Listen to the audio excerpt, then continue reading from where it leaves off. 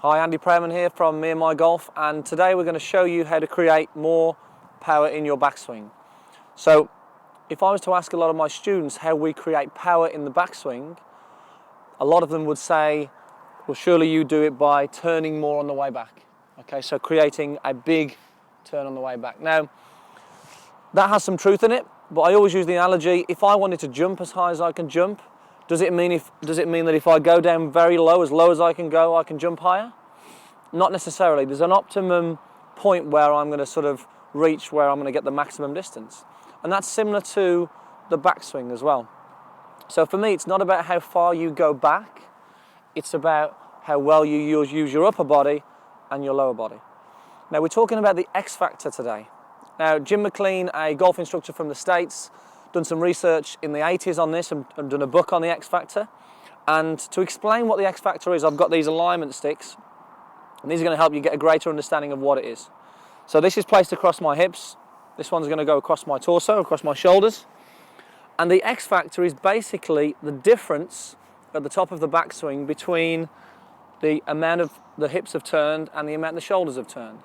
So if my hips and shoulders now are at 0 degrees, if I turn my shoulders 90 degrees and my hips 45 degrees, then the X factor there, the difference is 45 degrees.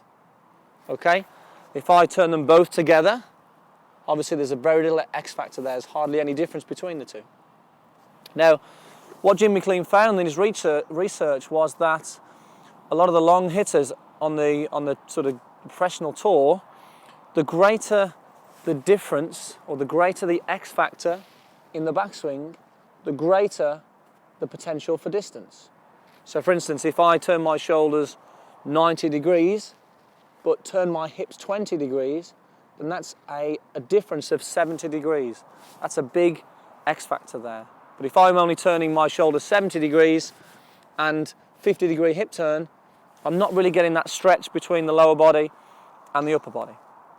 So it's not necessarily how far you go back with everything in the backswing, but how well you resist with the lower body and turn the upper body over that.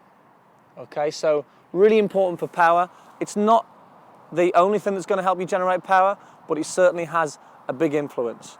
And it's quite a common thing that we see with a lot of our amateurs and students here, that they're almost trying to do too much, but if they could create a better resistance and a better coil in their backswing, they're certainly going to see some better distance and much better results. Okay, bear that in mind, guys. Post your comments underneath. Give that little exercise a go there. Great little feedback and visual aid to have a go with. So give that a go, post your comments, and we'll see you soon. Thanks for watching.